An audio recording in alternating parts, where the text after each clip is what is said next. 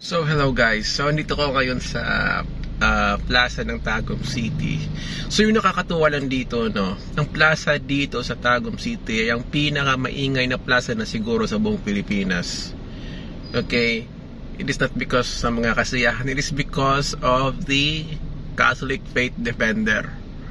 At hindi lang isa ang Catholic Apologetic Team na nandito.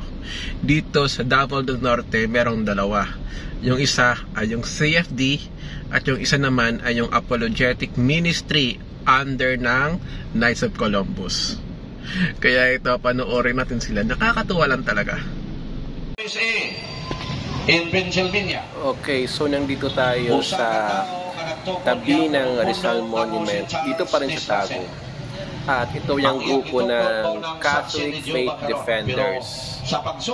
Okay, so yung speaker natin ay si Brother Chris Osol. Siya po yung president ng Panabo Davao del Norte.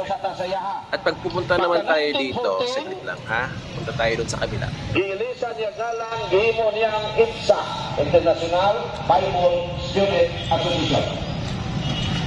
Pagpanay kong natiwang, namatay si Charles C. Russell, patay na, mipuli ang iyang anciano na si Franklin Rutherford. Dahil sa Amerika, o iyang ilisan ang ilang alam sa mundo o ibukas 26.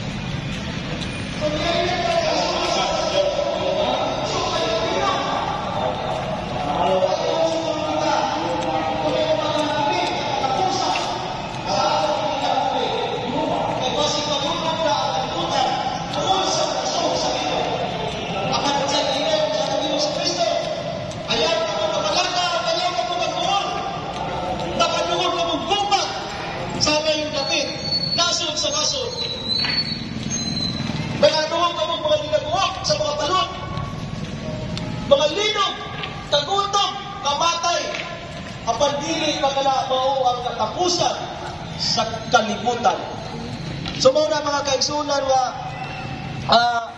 Alright, so dito naman sa side na to, ito ay ang grupo naman ng Apologetic Team under ng Knights of Columbus. So, maingay din sila dito. So, dominated yung plaza dito sa Tagum ng mga Catholic Apologetic Team. Yung Catholic Faith Defender at saka yung Apologetic Team under ng Knights of Columbus. At hindi basta-basta naka-preach dito yung mga sulpot na sekta gaya ng Born Again. Kasi bawal mag-preach dito pag meron pang ibang nagpi-preach. At bawal mag-preach dito sa plaza na ito pag wala kang permit sa munisipyo.